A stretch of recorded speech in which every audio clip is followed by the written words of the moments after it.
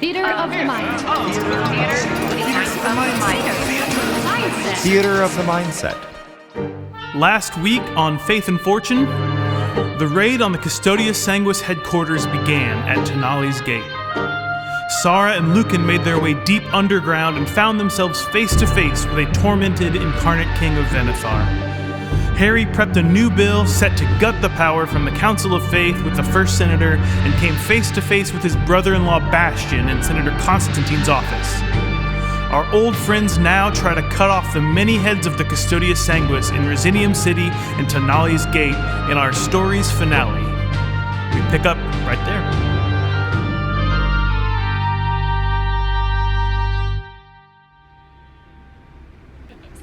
You see the person on the other side is approaching the barrier to take down the next one between the two of you, leaving only one left if they succeed.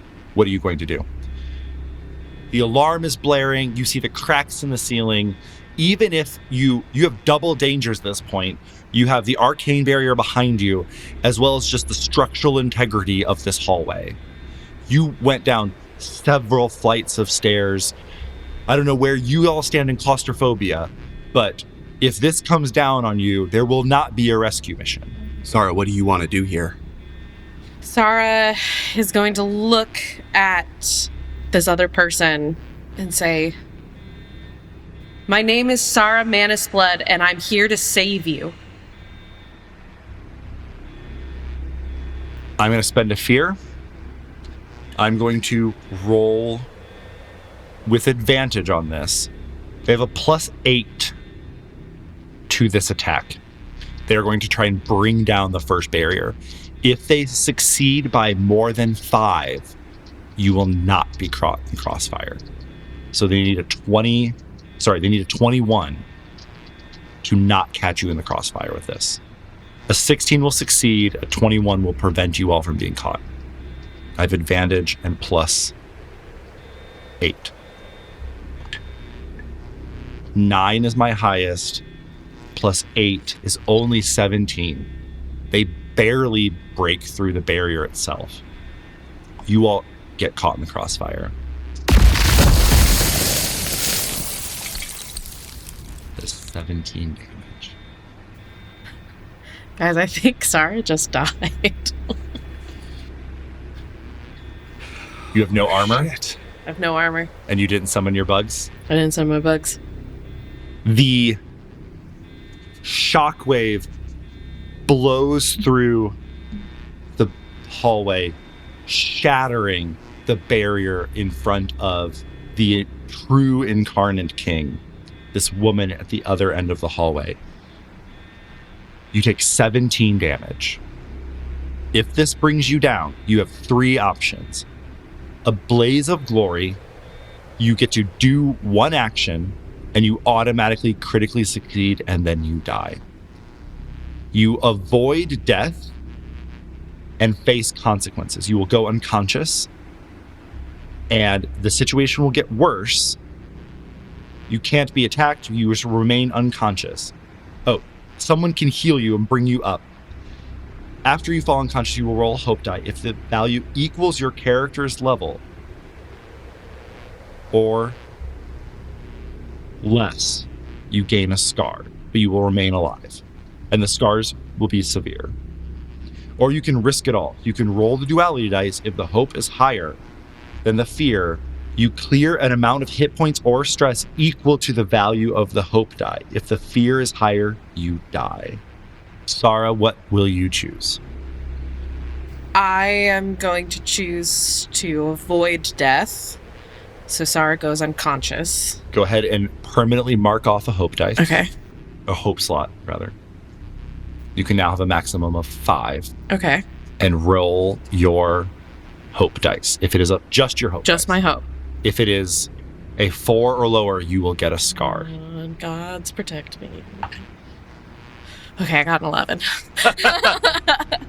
The shockwave goes down the hallway. Luken, you pull up your wings to do as much as you can to soften the blow. Sahra, the sound that comes from the direction you know Sahra to be in is sickening. You hear a squelch and a thud. When you lower your wings, Sahra is on the ground next to you. Her head has cracked on the... Sahra! She is unresponsive. Sahra. I sprint over. It's like the Incarnate King isn't even there. I sprint over. How much time do I have? Seconds, minutes? You have... It's hard to tell how much time. If you roll poorly on what it is you're going to do, it means you have less time. We'll let the dice decide how much time you have. Okay. I am either, if I don't have time, I'm going to be using life support to use 3 hope to bring one hit point back. If I do have time, I'm going to use mending touch, which is 2 hope, and if I reveal something about myself during the healing, 2 hit points. Let's go ahead and say this is just we'll call a luck roll, as it were. You're just rolling 2 dice. If it's fear or higher, you don't have a ton of time. If hope is higher, you have enough time to cast a mending spell. Fear is much higher. You do not have much time. You are spooked from this attack. I rely back on, the basic adventurer's first aid training. What's the quickest way I can stabilize somebody? And I am going to spend 3 hope on life support, which clears a hit point on an ally. And that is going to heal you 1 HP, which should be enough to at least stabilize and make Sahra responsive again. You pump this magic into her. Sahra, at this instant, you hear, I'm here. You sense Amanet's presence as you come to. You see Luken's face. His hands are glowing with this golden orange light. He has healed you. You feel like you are clinging to life. You have a massive headache. You remember vaguely the next barrier coming down, and you look and see feet away from you on the other side of the barrier is the true Incarnate King. In a way that Asher spent his life learning, the gravitas and the presence of the person on the other side of that barrier demands respect, demands attention, and their will is law. This person is you cannot imagine this person as being anything other than a ruler of people. Asher has summoned that presence, has learned to take that on. That's like breathing to the person on the other side of this barrier. What do you do? Sahra is going to kind of drag herself into a genuflect position so that she's kneeling with the barrier between, but she's kneeling in front of this Incarnate King. And she kind of croaks out as best as she can once again. She says, "My name is Sahra Mannisblood, daughter of Chiefess Soraya Mannisblood. My mother saved you as a baby. Let me save you today." You say these words, and the gravitas, the presence falters. Looking down at you, you see a hurt woman who has never seen the light of day. You see where there are scars on her arm from countless procedures. You see a shaved patch of hair on the back of her head where something has been hooked up in the past. And she looks down on you, not with recognition, but with some deeper kind of understanding. And she puts her hand on the barrier. You hear and smell flesh as her fingers go in it and begin to tear it down like paper. Stale air pressurized from the other side, begins to blow into that room. At the same time as you hear, "Stop!" and Asher takes down the barrier behind you and says, "Luken, Sahra, behind me now!" I do that. Sahra stays put. "Sahra, behind me now!" Sahra, what are you doing? Sahra stays put. Sahra! You feel a hand, frail. It has no power behind it, no muscular strength. Reach below your chin and tilt up your head. And you hear a croak of a voice say, "Run. I can't stop it." And then the gravitas returns. She stands up at her full height and looks at Asher across the way. The pastels in her hands return. She pulls her arms back. You feel the beginning of a spell coming. A big one.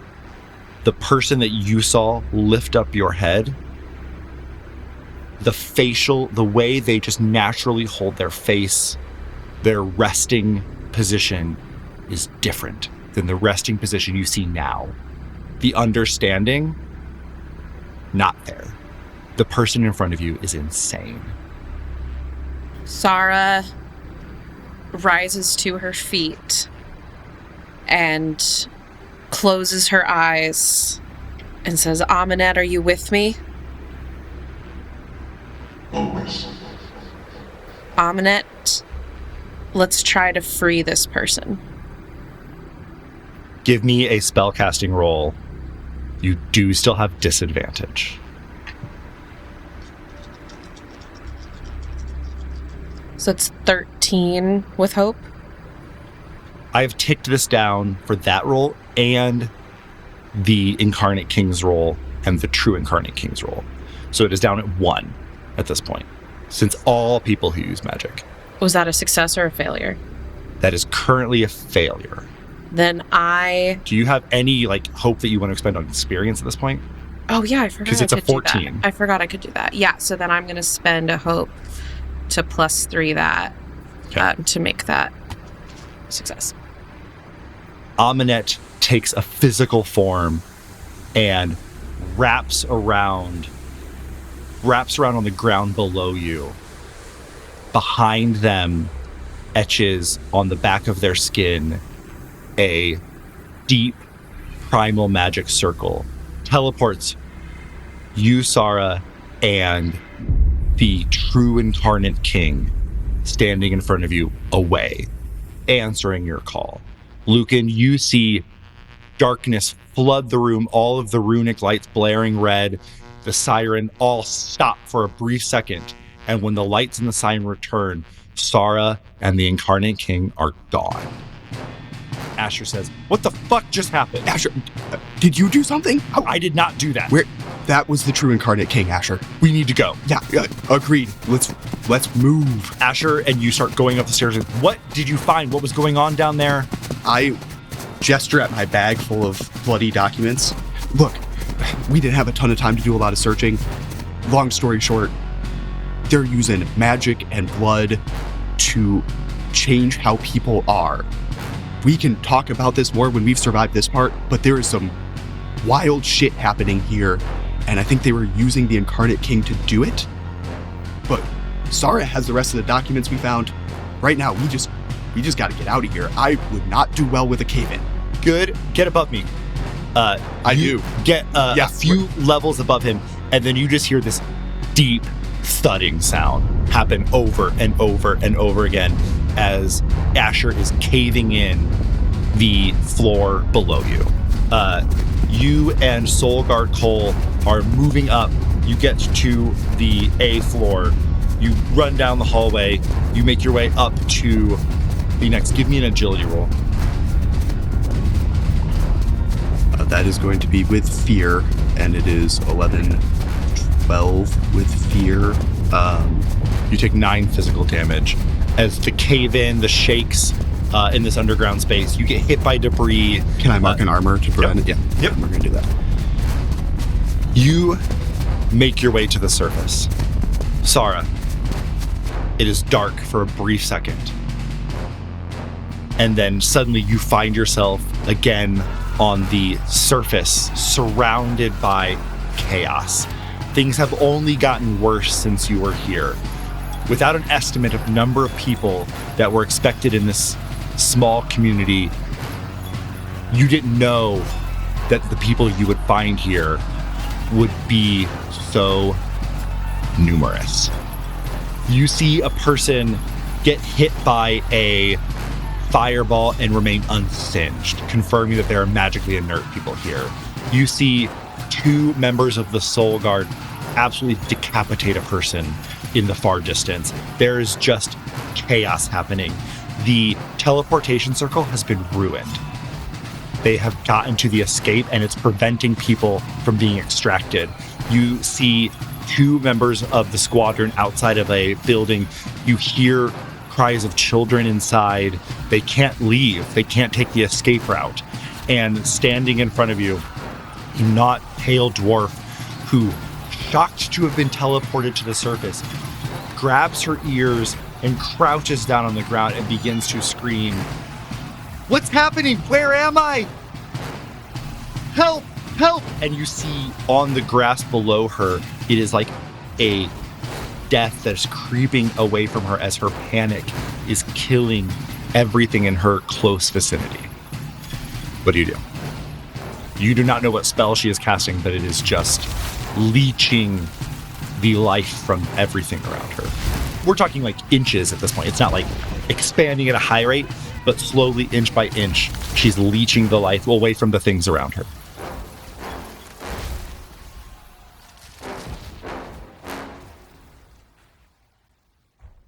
The Senate has convened.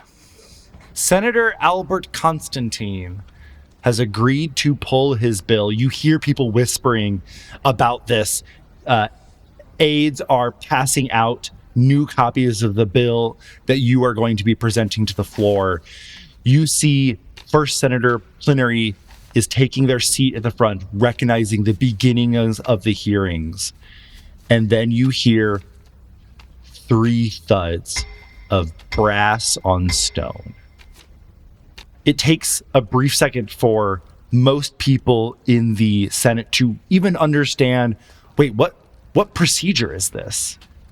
As 5 people walk into the center of this massive half-circle coliseum on which you and Constantine sit next to First Senator Plenary, ready to bring to the floor the bill, as 5 members of the Council of Faith walk into the room. By right, they can be here. This is a right rarely invoked. They have, for most of history, allowed the Senate to come to them. In this moment, they have come to witness what it is the Senate will vote for. The seat for Baaz remains empty. The seat for the Incarnate King Asher Theophilus Zimri remains empty. What do you do? Herry looks over at Plenary and Constantine with just the lightest sort of touch and smiles and winks. Harry's entering this with the utmost confidence and just is going to project like, this is all normal. This is all good. This is all whatever it needs to be. Because as far as we can tell, we've gotten rid of all this, most of, if not all the scrying at the Senate. Yes. We have set up, we should know at least who's coming and going from platoons, strong-arming senators not to be chit-chattering too much outside. Yep. My hope is that the members of the Council of Faith don't really know what's being presented on the floor right now. They do not. And so Harry's looking forward to the show. Senator Constantine looks at you and says, you know, I'd practice a speech. Yeah. But for the other bill. I mean, it's very similar. Harry, It's very similar. It's a Very similar. Yeah, you're so good on your feet, though. Light. You said you're looking younger. You're gonna be great. I do like this new cut on this road. Yeah, it looks great. Constantine takes his position at the podium. I revoke my bill in place of a second bill that I believe many of you have had an opportunity to read. At this, whispers go through the crowd, and you see the 5 members of the Council of Faith look at each other a little blindsided. Herry sees that the Council of Faith is confused and walks over and hands the leader of the Wainwrights, Adeline, Ota, and Phalos all copies of the bill, and then hands Mother Damaris 10 blank pages of paper, just gives a wink, and walks away. I'm going to spend a fear. Mother Damaris stands up. This is outrageous. You can't simply pull the rug. This is political theater. I charge Senator Pinch with Is anyone treason. Beanie, are these against the rules? Is this within? Beanie stands up and she says, I'm happy to read from the Codex the rules of the Senate. Great. Do we need to do As that? follows. Okay, hold on. Sorry. No. Mother Damaris, would you like to read the Divine Codex on the rules of the Senate? I wish to charge Senator Herry Pinch with treason. Treason against the gods. Treason against Venithar. There are whispers throughout the crowd. This is a serious accusation. Yeah. But it must be seconded. Silence. The glass ceiling of the Senate building allows for a view of the sky, encouraging feelings of transparency and a limitless potential of Venithar. The glass ceiling was installed to be a symbol for what many believe Venithar to be. There is not a cloud in the sky, and yet the day darkens. The shadows in the room elongate, and runes imprinted on the sides of the high rafters automatically react to the dimming light flicking on, but even somehow they fail to provide the light they should. Herry looks around, sees that no one is seconding, and looks over to the Council of Faith and be like, you have supporters, but they're not actually elected officials in the Senate, so I believe we're going to move on, and sets down. Mother Damaris, the priestess of the goddess of the sun, truth, and light, sits back down. The weight in the room feels heavy. First Senator Plenary stands up. I call for a vote. All in favor of the second writ for the devolution of the Council of Faith, please stand. The room is silent. No one stands.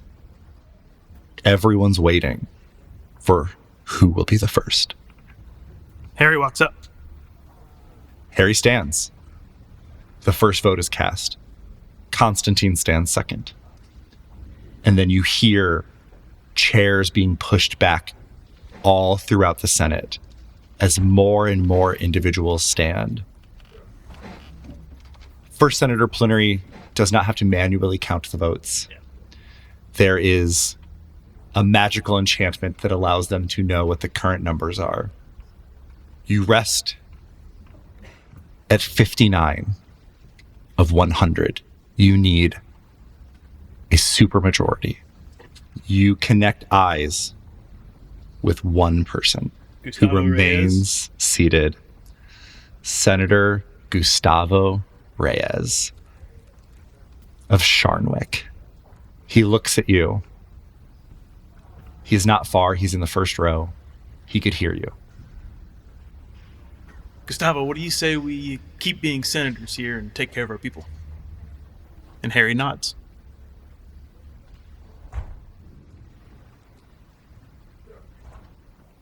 Thinking on those words, Gustavo Reyes stands. Immediately, a rumble is heard throughout all of Resinium City. You see each of the Council of Faith begin speaking. They're not talking to you. They are talking directly to their gods in this moment.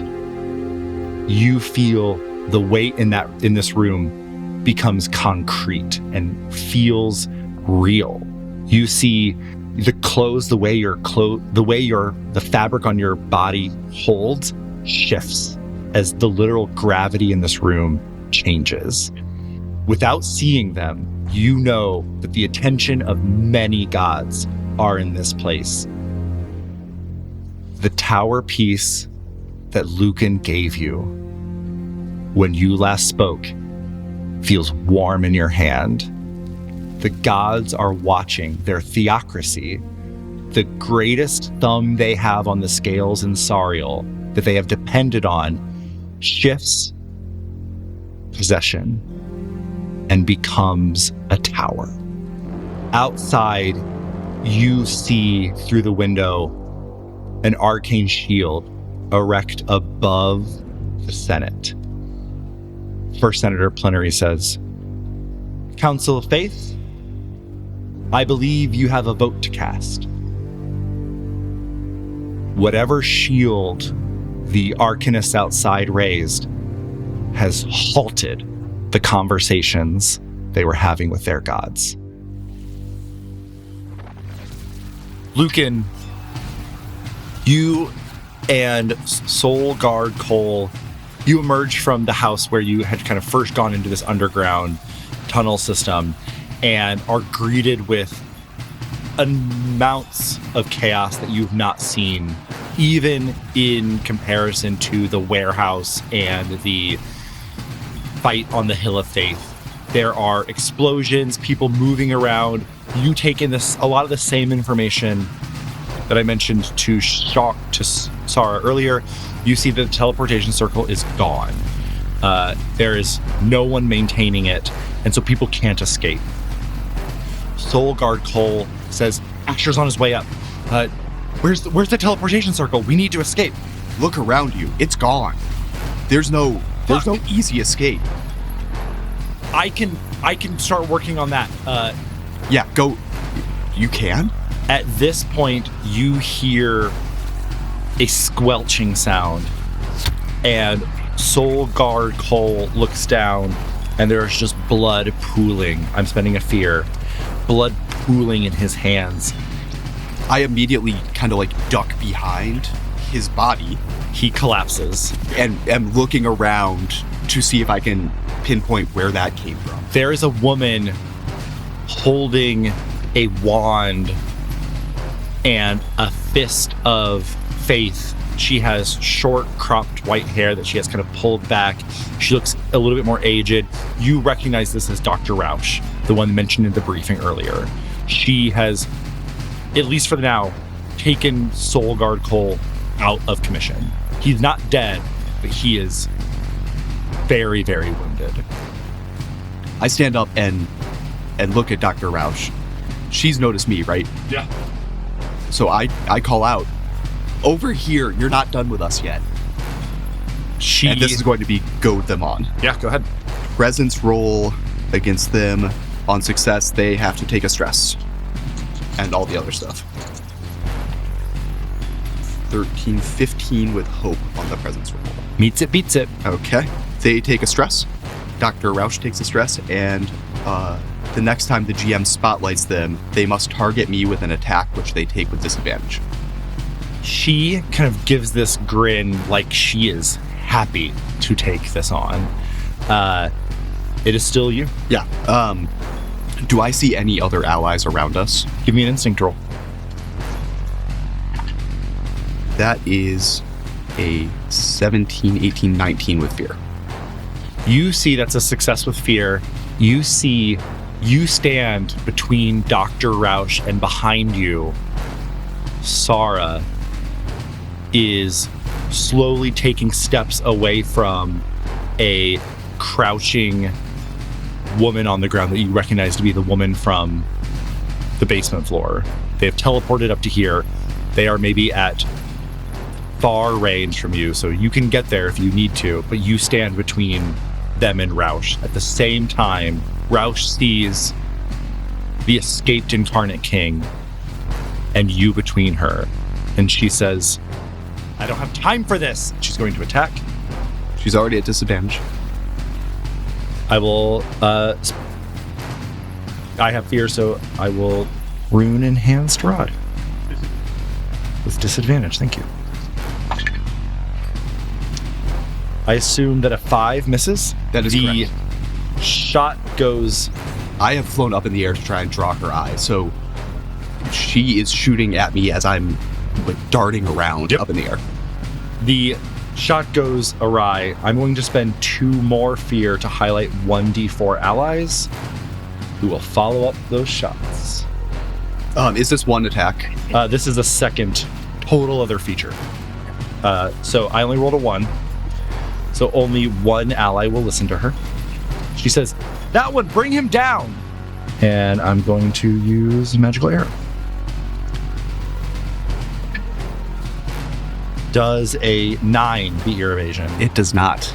A magical ray shoots also wide of you as she's trying to gather more people to bring you down quickly so that she can get to the Incarnate King. The spotlight goes back to all of you.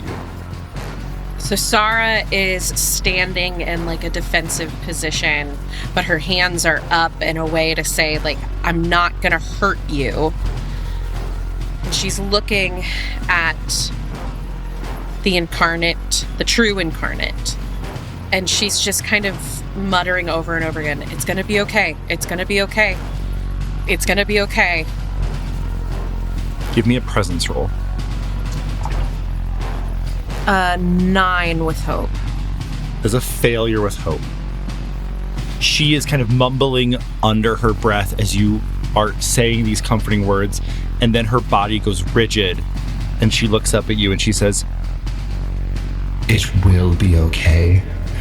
I am Alona Theophilus Zimri, the rightful king of Venithar, the immortal soul, and it will be mine.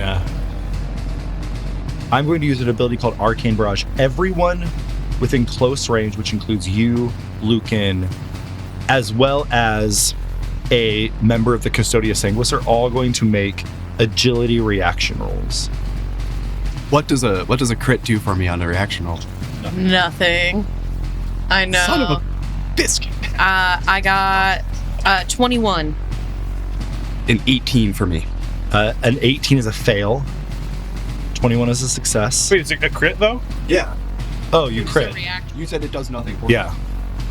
But it still passes. Yes. I just don't get the clear. Yes, okay. sorry. Then I got. Sorry. You both I got an succeed. 18 and it's a crit. You must spend 2 stress, or you take half damage with a success. The damage is 13 magic damage. So if I spend 2 stress, I don't take HP damage? Yes, you won't take any. Okay. Oh, I'm doing that. Yeah, I gotta do that. Okay. Sahra is going to conjure armored beetles. So just a swarm of beetles surrounds her, and she's crouching down to the ground, just very intently watching the scene around her, but also protecting herself. Do you have to roll for that at all? I have to mark a stress. Okay. Asher emerges from the same building you came out of, Luken, immediately looks around, spots Alona, and the white filaments that he summons are massive. You see them pull from nearby buildings, from even Soul Guard Cole. He pulls these filaments up with his right hand, and with his left hand summons a sword made of these white spider-like filaments. His right hand tosses a massive fireball in Alona's direction. She throws up her hand and stops it as the pastel oil fills the air around her, solidifying in a barrier. The magical quake that exudes from these two spells hitting each other, both of you make agility reaction rolls.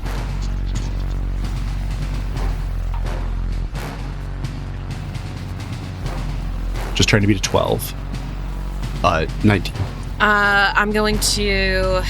I failed, but I'm going to spend 3 hope to turn that into a success. You both are pushed back but manage to stay on your feet, and the magical components in your pouch and any magical items you might have almost feel like they buzz a little bit as this excess arcane energy washes over the field.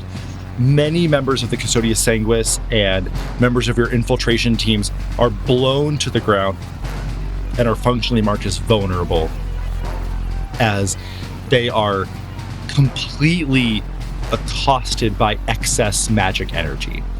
When you both look, the dust settles. Alona and Asher stand opposed to each other on other sides of the field, far apart, but their magic is in deadlock with one another. Zara's going to call on Amanette. Amanette, we need to free her. I mean, we need to free her from this soul. Amanette, I need you to wrap yourself around this soul and expel it to basically untether the soul from the mortal body. Necromancy.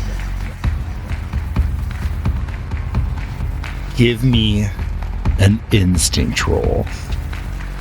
You need to get to start this process. You just need a 15.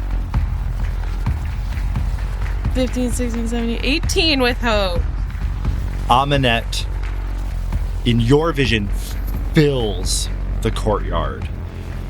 The smoke and almost like the world is made of sand and someone took their hand and wiped the slate clean. You are returned back to the place where you first met Amanette, into darkness.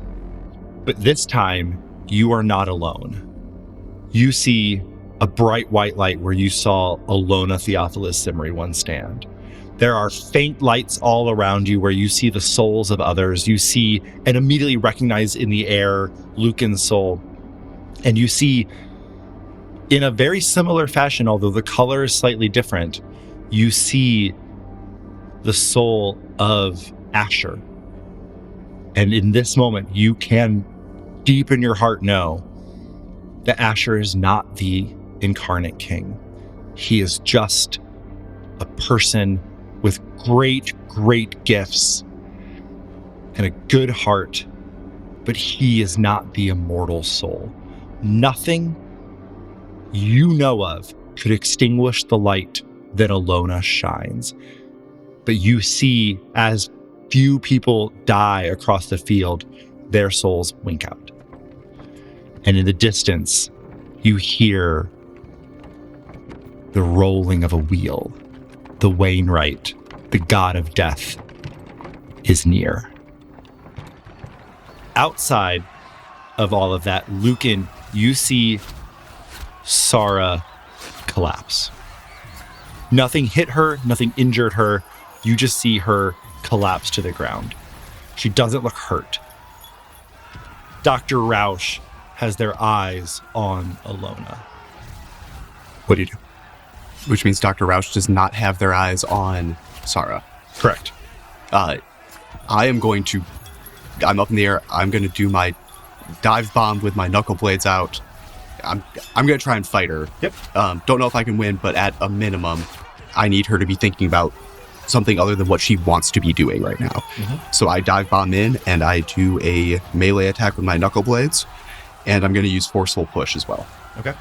Which only matters if I succeed on the attack. So 14 with fear. That is a failure with fear. Her focus remains on Alona, and casually she steps out of the way of your dive bomb, pulls a knife from her hand, and cuts at your wings. Does an 8 hit? It does not. Okay. I'm going to use spend the fear that you just gave me to use an ability called Coordinated Attack. I spend a fear to make all targets within very close range lose a hope. If the target is not able to lose a hope, they must instead mark 2 stress. You need to lose a hope. Yep. As I lose a hope. now on the ground, you see you're quickly becoming outnumbered. You have 2 objectives that you need to accomplish to at least have a semblance of victory. You can't let Dr. Rausch attack Alona. She and Asher are in a deadlock. Their magic is...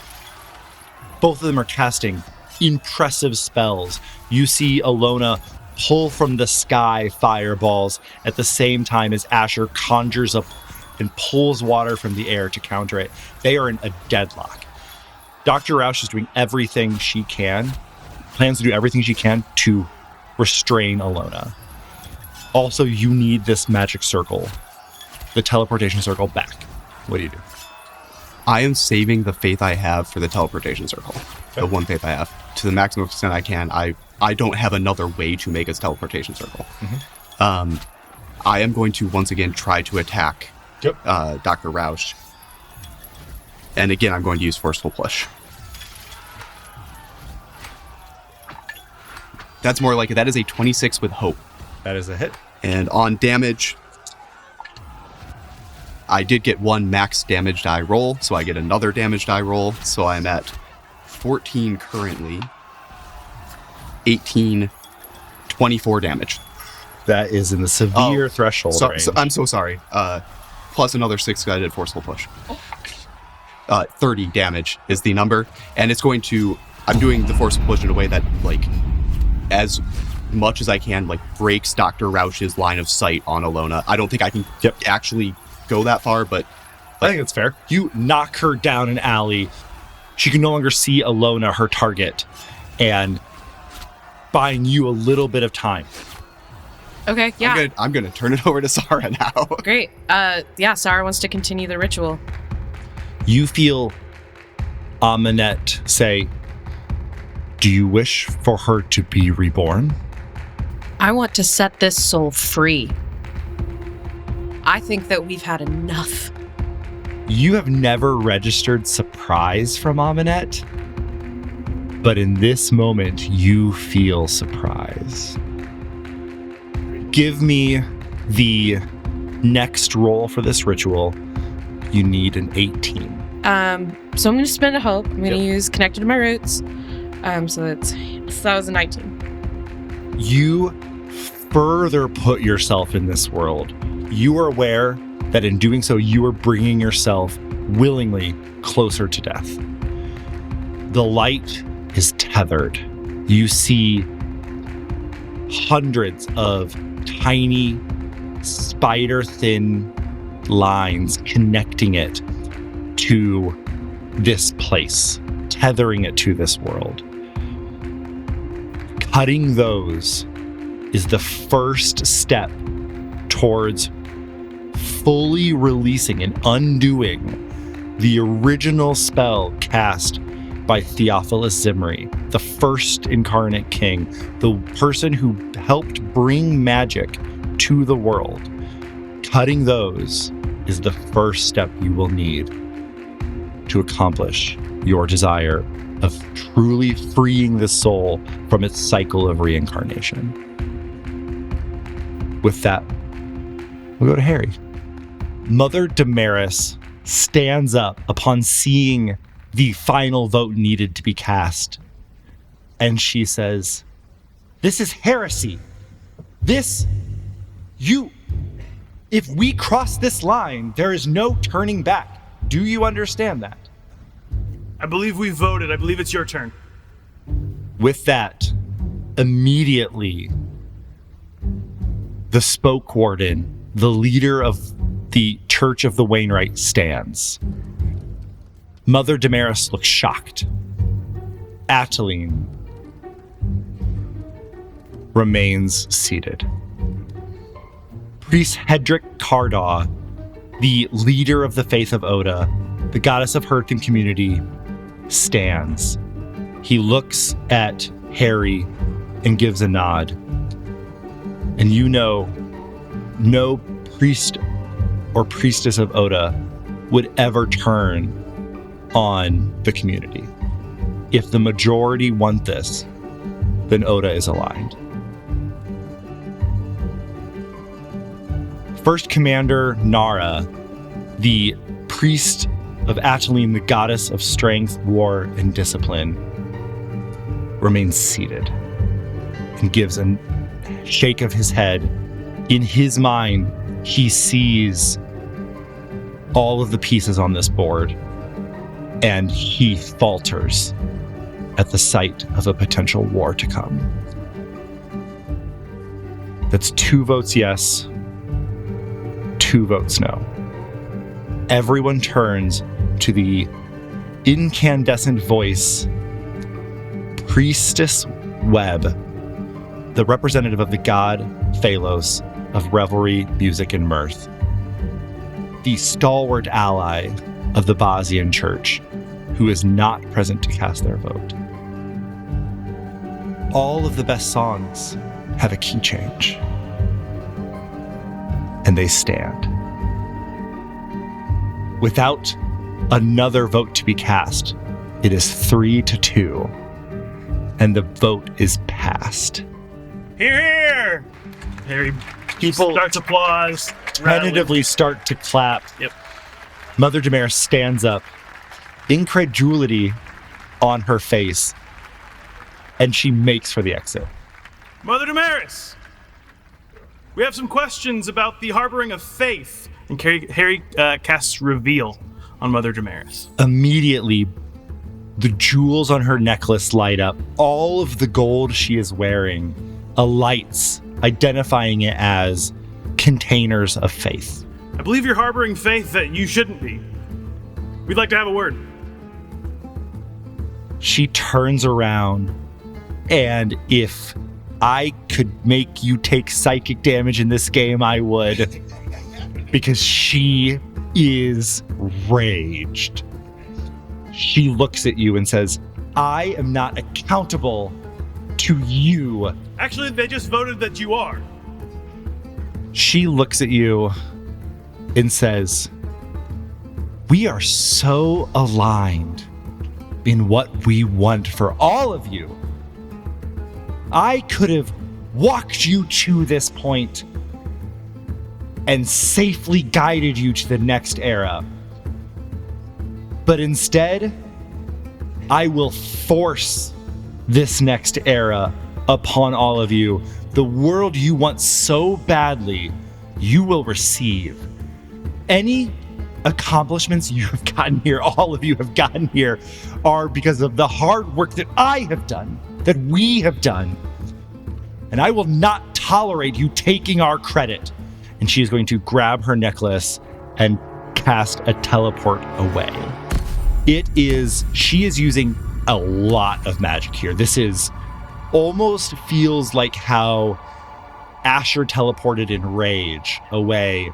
This is an incredible amount of faith that she is using to get through the various protections of this building and the protection on the Arcanists have cast on the outside. The barrier that they have erected shatters. The light immediately brightens, and the natural inclination that everyone has is to kind of close their eyes against the sudden light as when they finally look and the blurs and after images have cleared, Mother Damaris is gone. Herry looks over at Gustavo Reyes and just says, "You're not going to make me do it, right?" I accuse Mother Damaris III, the High Priestess of the Faith of Iracinda, with treason against the nation of Venithar. Second! Immediately, the procedure for treason goes into effort. This does not require your direct attention anymore. First Senator Plenary stands up and begins to silence cheers and says, "Order! Order!" Herry points to Beanie and kind of heads towards their office. Beanie gives you a thumbs up and heads out. I am staring down Roush in this alley. Roush is... Oh, you want to go after Roush? Go ahead. That's where I left. Yeah. You've bought yourself some time. Yeah, I forceful pushed her away, but all that does is close range. I can still see her. How is she looking? She looks rough. She looks up at you and says, "You are ruining decades of research.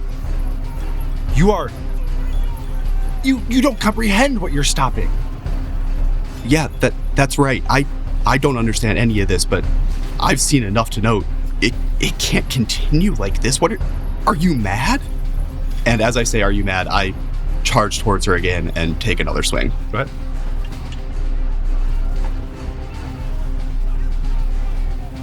That is a 16 with hope. That is a hit. Oh, okay. I really don't want to spend that last prayer die on one punch in the face if I don't have to, but I didn't know the number. Is 18 damage. How do you want to kill Dr. Roush? The way I went after her was full sprint, arm forward, and rather than a punch where I pull away, I land that punch square in the area below her sternum and carry her into a wall, impaling her on that wall with my blades. And once I'm sure she's dead, I pull those blades out, clean them off, and take the giant handful of faith she had. Great. I'm sure she's dead, right? She is dead. Okay. Yes. Look. Yep. Yeah. I'm not leaving that question unanswered. I really didn't like this one. Sahra, the connected threads binding the soul to the physical realm are in front of you. The last step of this ritual is to cut these cords. Your DC is 21. Aminette is here to provide you with assistance. An agreement struck, and I'm free. We'll all be free. Aminette will provide you with assistance, giving you an extra D6 on this roll. Okay. I'm gonna also spend a hope for connected to my roots to gain a +3. And I'm gonna... Okay, so then I'm also going to spend another hope to get an additional +2 for being in a natural spirit environment. Yes. So you have +5 plus instinct. So that's +8. Before you roll your fear dice first. Okay. Oh my god. It's a 12. So you're already at 20. Okay. You just have to get a 21. So It's gonna happen. Yeah, go ahead and roll. All right. Great. 9. So you're at 30. Go ahead and roll your extra D6. 33. Each of these threads, hundreds of them, connect the spirit, the bright white light in front of you, and they go off in every direction, fading into the darkness around them, binding them in place. In its current state, nothing can move this spirit. It is immovable. And these individual lines anchor it to this place. Aminette is sent out and moving as a snake, coils around these threads and weaves himself in and out, surrounding the light that is this Incarnate King, and constricts as these threads start snapping. Every snap, you feel a flash of the life that the immortal soul led. You see a brief moment as a child in a forest running with deer. You see a moment falling in love, but knowing that that love can never be had. You see a moment crying out for a parent to kiss a wounded knee. You see the last moments, a person's dying breath, feeling regret. All of these life moments, when the threads snap, you experience each of them. The pain and the joy and the sheer amount of life that you feel threatens to overwhelm you, but your spirit remains strong.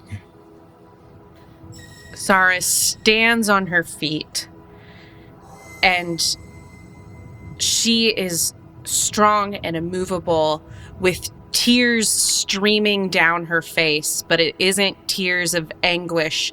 It's just emotion exiting her body in this manifested way. One thread remains. The thread of this life. You see years, decades spent in that small room at the end of the hall, having tests run on you, having blood drawn, never knowing family, never knowing a single person to care for you. This is the last thread holding this soul to the world. And Sahra reaches her hand out, and as she takes hold of this final thread, as gently as she can, she says, "You are now free from the pain of this world." And she rips that thread.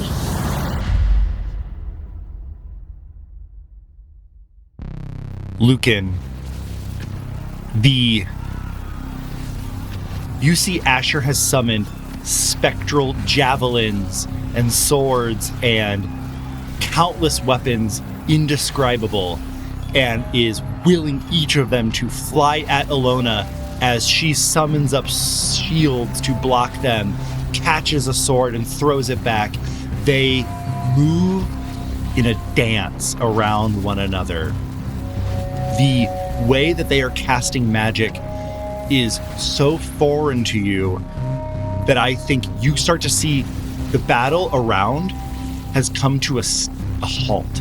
Everyone is watching Asher and Ilona face off in an arcane symphony of violence until Ilona hesitates just the briefest of a second, and a spear that Asher has conjured slices into her arm.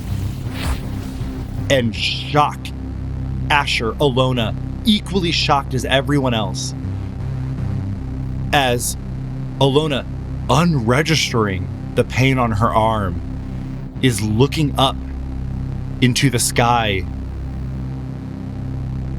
and breathes out a white mist from her mouth, and just faintly in the air you hear Sahra's voice. You are now free from the pain of this world. And Ilona says, "Freedom." And falls to the ground. Asher, without hesitation, without thinking, summons a sword, walks up to Ilona, and drives it into her chest. And he looks up at you, tears streaming from his eyes. Help me. Help me. Asher.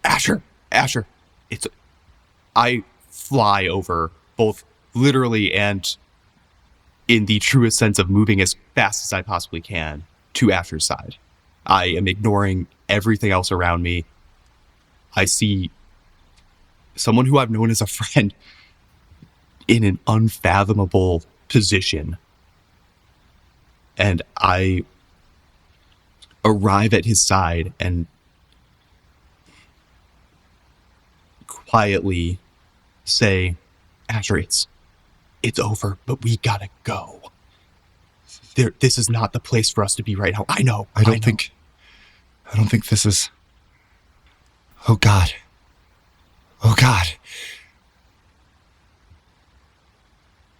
Sahra, you are alone in this darkness. You see two lights, one that you know to be Luken and one you inherently know to be Asher. Asher's light is flickering. Luken is running to his side.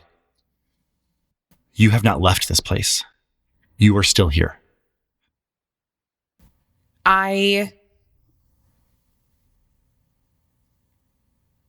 see Asher's light starting to diminish, and I just start moving towards that light, and I can tell that it's his, and all I can do is just put my hands out to it and just like any energy that I can muster of just like everything that I have learned from the wildfire witches and all of my knowledge of light and power and fire. And I'm doing everything I can to make this light brighter. Outside, you hear, she's here. I feel Sahra. I'm glad you're both here for this. I'm so sorry. Tell Herry I'm sorry. This isn't... No, we're taking you back to Herry now. Come on. Asher, come on, get up. You hear the battle start to pick up as someone says, Avenge her! Asher. Give me a persuasion check. You need to beat a 20. I will allow, before you roll, you can provide the help action. Okay. Sahra says, Aminette, I have one more trade for you. In the far distance, you hear, But I am free. But don't forget who freed you. you feel Aminette come back to you, and like a cobra is in a strike position. You dare step up now. You created me so that I could be here for this moment. Trade my life for his. Blood for blood. Blood for blood.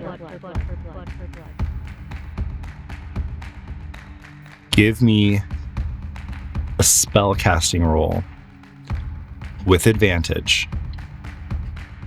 You have to beat a 20. I have one more hope that I can spend. And you're spending that hope on an experience, I assume? Yes, still connected to my wrists. Ooh, fuck. What's only a 14? Shit. You've been waiting. Failure with hope. Aminette took something from you. In this moment, you know that what they took from you was this spell. Life for life. You are incapable of healing. A sense of content washes over Aminette and says, I'm free. This world is yours. and departs. leaving you alone in the darkness. In the real world, Asher is getting paler. You check for wounds, he has none. Asher is giving up his will to live. He is feeling the full weight of his life, of being in a position he now inherently knows to have been a lie. And the gravity of that situation is bringing him down to such depths that his own magic, being a sorcerer, is answering his call to not deal with this anymore. His magic is overwhelming him. Give me an instinct roll. Okay. You have to beat a 12. Why is it instinct? I think there is a solution to this. I'm kind of navigating, figuring out the problem Yes. and getting to a solution. Okay. There is a solution to this, but can you think of it? And it's an instinct at 12. It's an instinct of 12. Can I spend a hope on the Child of New Money experience, in that I've had to learn things for myself. I've had to, I grew up rich, but not the way my friends were rich. I had to find solutions to problems. I think this is a scoundrel moment. Yes, right. The conventional answers will do me no good here. The answers that Justin has in his head are pretty scoundrelly, so. Okay, yeah, so I'm going to spend the hope to get a +3 on this. And boy, did I need it. It is a success with fear at 14. Sorry, 16, because I have instinct, but... There are runes of magical suppression all around. None of them are active right now. If you activate one, it will suppress his magic and stop his arcane suicide. Luken looks at all the faith in his pocket. At this point, the big bag of it. Remembers that the way we triggered the arcane suppression in the basement was by messing around with runes, by trying to channel into them. And so he's going to use a portion of that faith to trigger the runes. You trigger the runes and immediately feel that same sensation. Asher gasps as his magic is suppressed, keeping him from eating himself from the inside. And the battle itself falters because their magic begins to fail. And you have this moment of clarity from him. And he says, I don't know how to stop it. I just want all this to be over. Luken, where is Sahra? She's right over there. Stay with me. We're going to help Sahra. We're going to get you out of here. There is nothing more we can do here. The lights around you, Sahra, as the suppression magic kicks in, dim significantly. Your way is closing. You have to get out now. You have no hope left. I have no hope. I have no Amunet. You have no Amunet. This is just Sahra.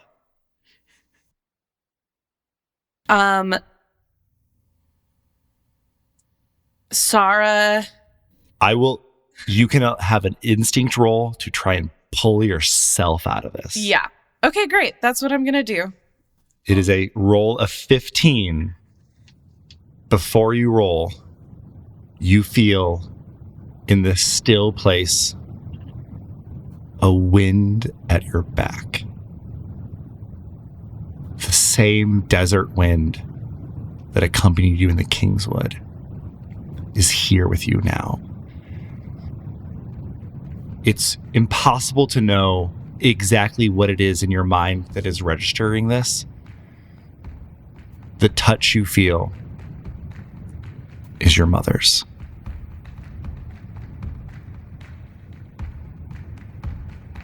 She is no longer and has not been in the physical world in decades, but she's been here and she's here with you now. It's instinct? 23 with hope. You burst with light, and on the physical realm, you shoot awake. You level up, and you, Luken, are blasted with this hot, arid wind as Sahra rises to her feet, seeing your panicked face, seeing Asher's pallid figure, and Sahra, clear all of your stress as you level up. And you have brought yourself from the brink of death, and you become the Witch of Sand and Fire.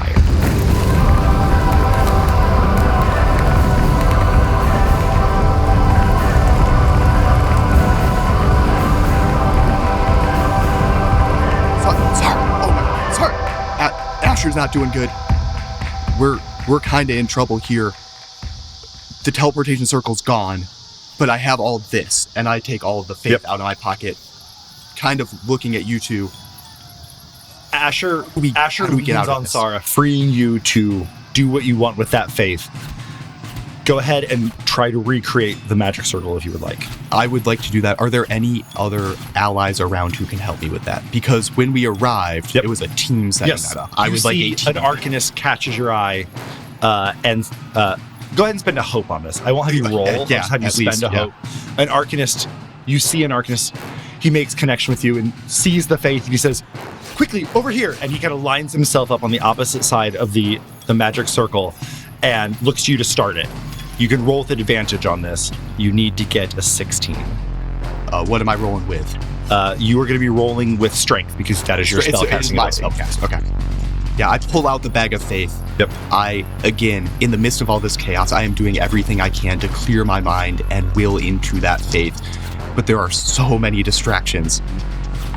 And that is a 13 with hope. Oh, yep, 13 with hope. But I reach out to Boz one more time with my last prayer die to add 3 to this roll.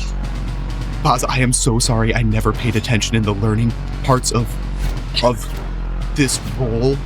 But man, if you could just chip in this one more time. The sound of the teleportation circle. You see the Arcanist sees you just kind of winging this and immediately starts to shape and pull in your faith into the correct spaces as you were just absolutely brute forcing a bridge between here and the other end of the teleportation circle. Snapping into place, you see all of the runes light up, and a platoon on the other side immediately pours in. Medics start assessing the scenario. They see how badly injured you are, grab you, pull you through. Asher is leaning against Sahra and says, "Sahra, what did you do?" I set them free. So, it's over? Listen to me, Asher. It's over. The Incarnate King is free. We've made a horrible mistake.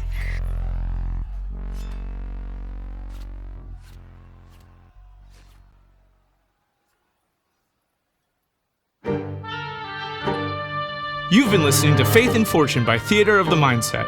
Our actual players this season are Steve Edinger, Shelby Myers, Nick Traeger, and your kind and generous GM, Justin Gerardot. Audio engineering, post-production, and scoring is done by Nick Traeger at Studio 3607. If you're enjoying the show, you can help us grow with no capital investment by sharing it with a friend, following us on Instagram and Reddit, writing us a review on your favorite podcatcher, or you can chip in for coffee at our Patreon. Thanks for listening, and we'll see you next week on Theater of the Mindset.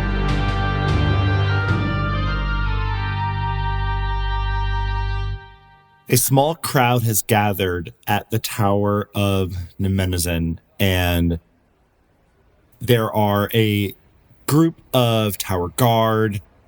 Ticker tape has been put up separating the groups of students and onlookers from whatever is happening on the other side. About 20 total guardsmen have gathered, including some armed with what seems to be some type of arcane instruments. By the time that Senator Pinch arrives, Beanie has given all of the information to Herry in terms of what he can expect. What you know coming into this, Herry, is that an arcanist by the name of Manuel Collinsworth has been arrested on site. This happened 20 minutes ago. You made your way to university grounds, particularly to the Tower of Nemenazin, where the ritual of harmonization is conducted. You've made your way here as quickly as you could. Yeah, do I see like Lautner or anyone else I know from the guard that I could talk to and get some updates?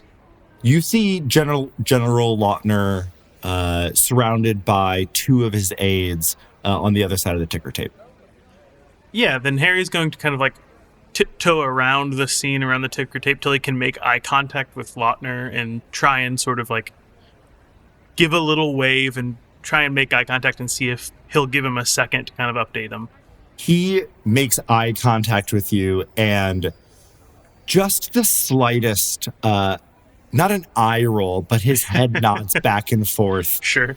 Of course, Herry shows up here. Of course, Herry shows up now, and gestures you through two of the guards. Two women kind of hold up the ticker tape. Not much, just a little bit. Oh, gee, thanks. So that Herry can sneak underneath his little halfling self. Sneaks underneath the tape. Thanks so much. Appreciate you. Of course. Chava.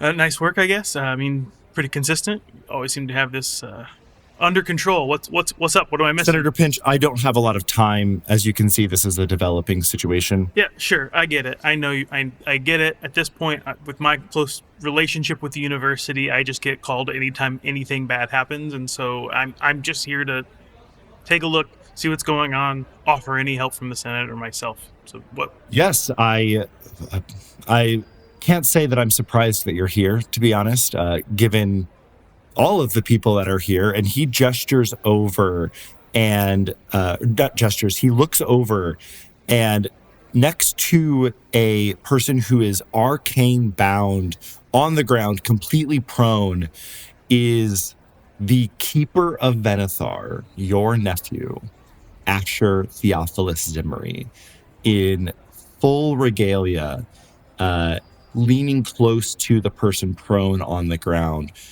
Clearly saying something, delving, doing something. General Lautner has several guards, people behind the Keeper, but it is clear that your nephew has been directly involved in something, everything that's been going on.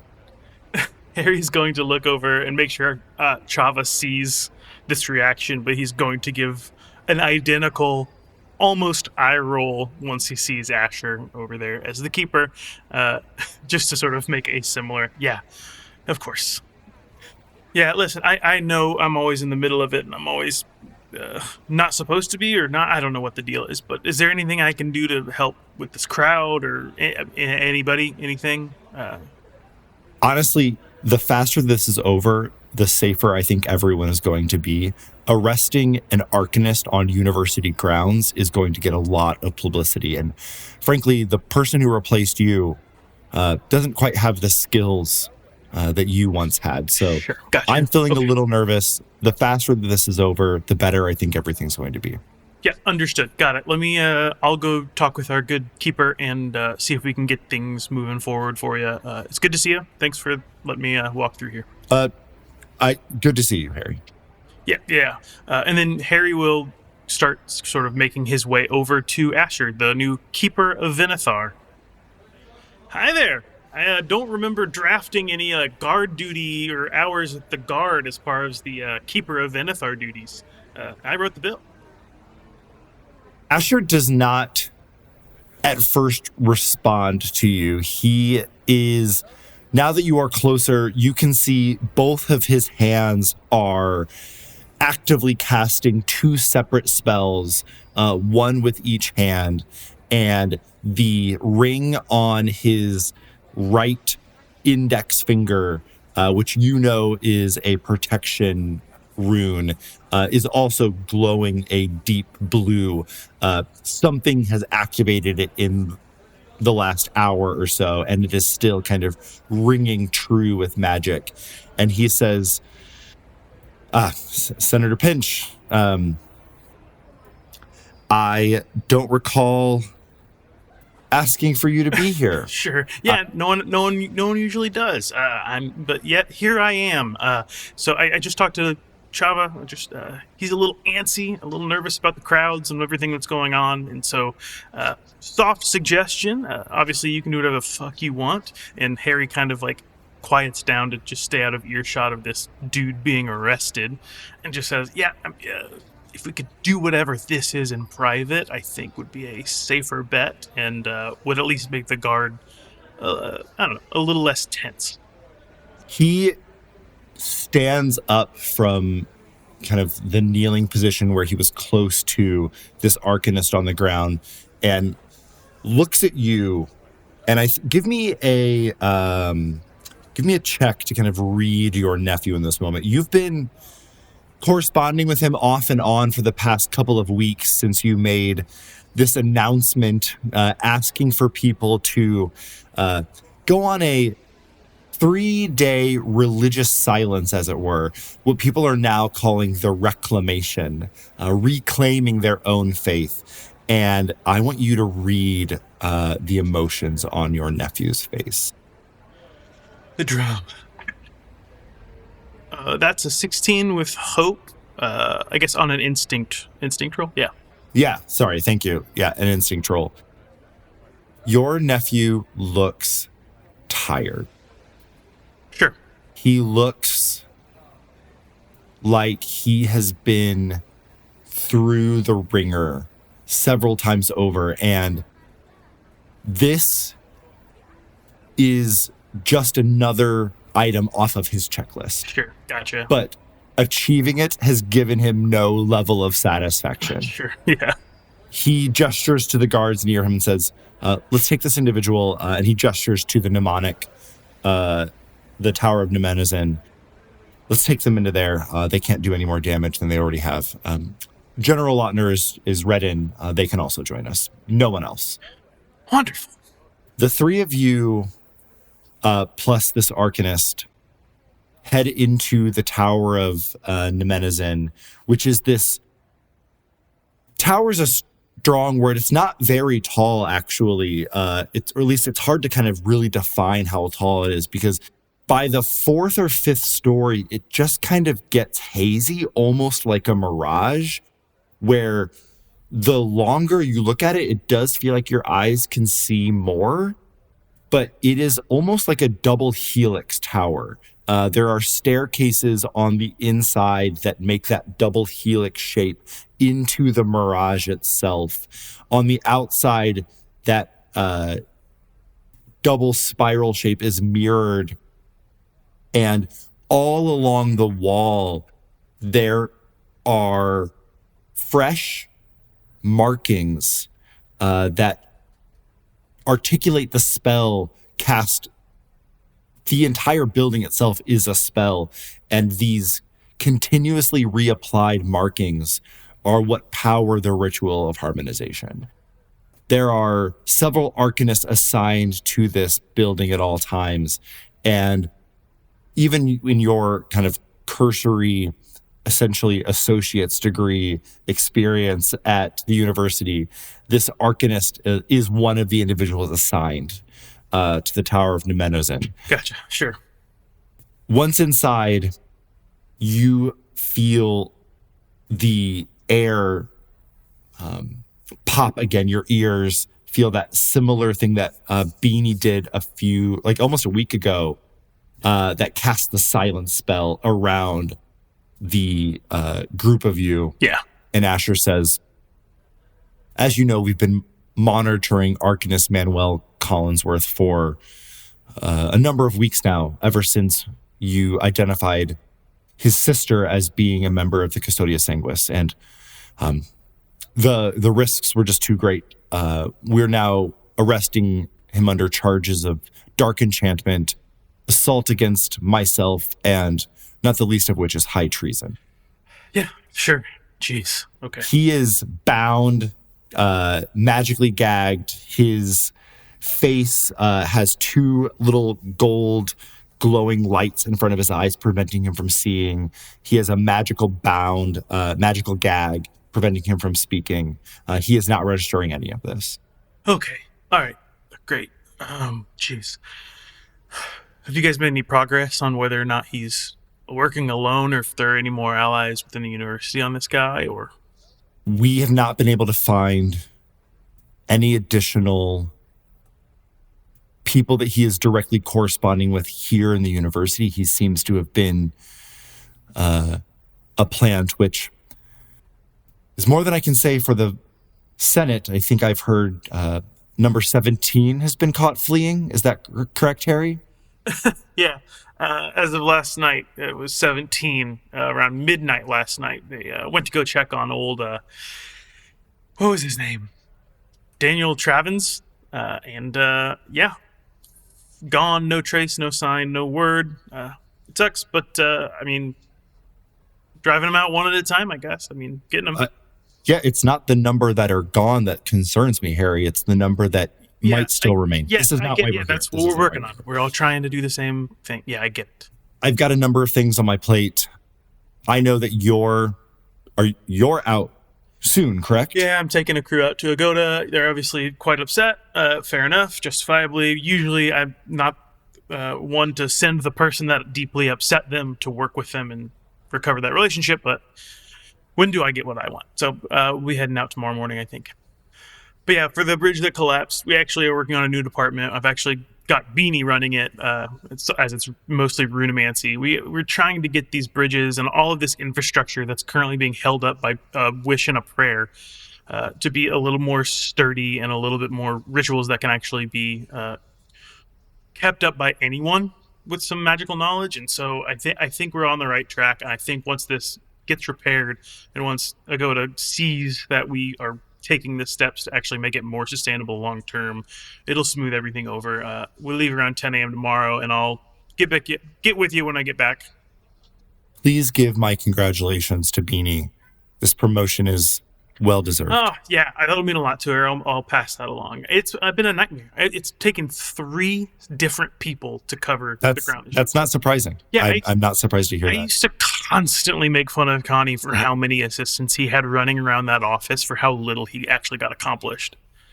I do see even that like brief moment where you've given him an opportunity to talk about something normal. Sure. Yeah. A weight is lifted off of his shoulders, but the person on the ground kind of shuffles, and immediately his shoulders kind of rise back up an inch or two as the tension returns, and he says, "It seems like Arcanist Collinsworth was using the same UV writing to alter and encrypt additional memories into the tower." And okay. General Lautner, his eyes, he has been completely read in on the Custodia Sanguis. He is kind of aware of this, but he's not a magic user. And the depth of the damage being done to the person masquerading as the Incarnate King of Venithar is when you don't fully understand, something like that kind of just blows his mind. Yeah, it's a little much. Okay. Asher looks at you and says, I'm going to spend as much free time as I have examining the tower, but I'm Herry, I could be deeply compromised. Yeah, okay. I get it. You have to... I can't argue with you. I can't say that that's not true. We don't know. But the fact that you are interested in getting to the bottom of that gives me all the confidence. I get it. All the confidence in the world that we will figure this out and we will make sure that you're not. I think as people that you work with see you getting to the bottom of this, trust is there. We're a team. We can figure this out. There are new senators replacing those who fled. They are hungry. They want to prove themselves. I want to use that to my advantage. As the Keeper of Venithar, I can put things to the vote in the Senate, and we can use this. And he looks down to the bound person, the bound Arcanist. We can use our resources to our advantage. We can find out what he knows. We can question him. Yeah. But things are going to get aggressive. Great. Listen, I'm behind you, and you've got a strong coalition here. You'll notice none of the 17 fleeing senators came from Rosinium City and the Circle of Gold. Between me, Tenery, Connie, we're here. We've got a team. We trust Java here. We trust the Guard. We trust most of the university, and those that we are watching, we've got it a little under control. Truly, I can't say it enough. I trust you. The Circle of Gold trusts you. You were an excellent king, and you already are making an excellent, incredible keeper, whatever the fuck that job is and whatever you decide that job is. But we're behind you. We trust you. You can lead this as long as you keep your head on and keep yourself straight. And Herry is using inspirational words to clear 2 stress off of Asher right now, as he can just see it eating him up. Herry just wants to remind him of who he is, who he's been, who he's going to be, and the fact that he has allies and he has a team with this, and he doesn't have to carry this as a king all alone. The ring on his finger stops glowing, and I think you realize that artifact is designed to protect him. Sure. And it wasn't still buzzing just from latent protection from whatever he was doing to apprehend this Arcanist. Yeah. It might have been just reacting to how stressed he is, and that he was still in fight or flight mode.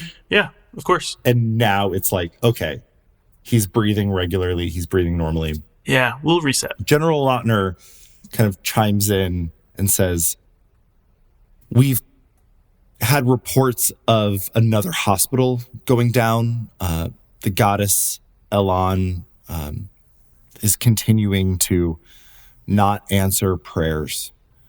But I understand that Prelate Luken is on it, and kind of looks at Asher, and Asher confirms. Yeah, I talked to him last night. He seems ready for the job.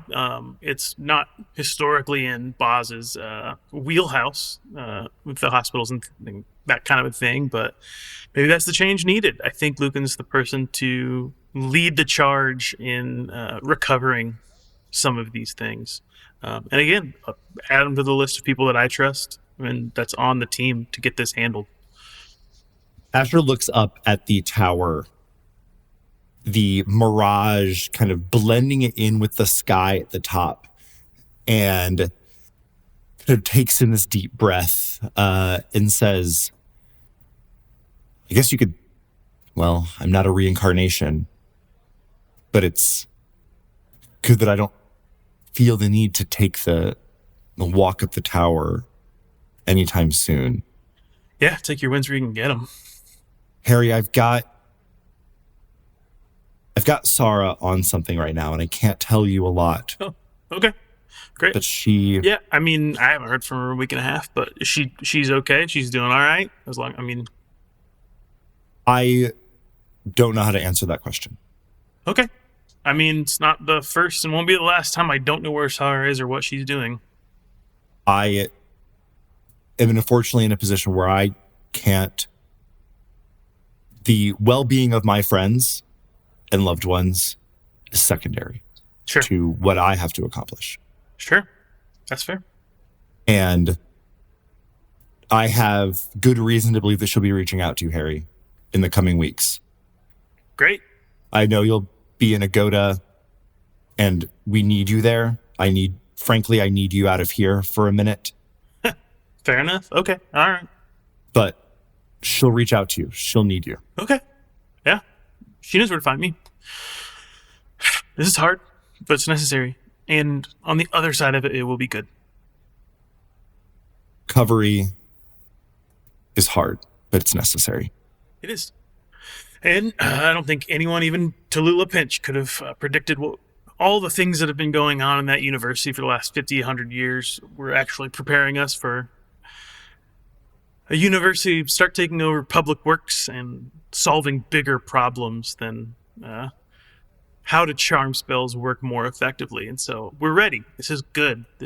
We're growing. We're ready. This is good. On that front, Herry, there are some things that I've been thinking about and want to run by some of the individuals at the university. Okay. All right. I think you need to be read in. And he gestures to Lautner and down at the prisoner and says, this individual needs to be treated. I've bound them. They cannot cast magic. Assume they are still extremely dangerous. I need to speak with my uncle. And he takes you out of the dome of silence, your ears pop, and you look out across the city that you have worked over the last few weeks to defend. The commons have been raided and rioted. There is still evidence of the fight on the Hill of Faith. Sure. There are battle wounds across Resinium City, and Venithar is undeniably changed from the actions that you, Luken, and Sahra took. But change is always an opportunity for growth.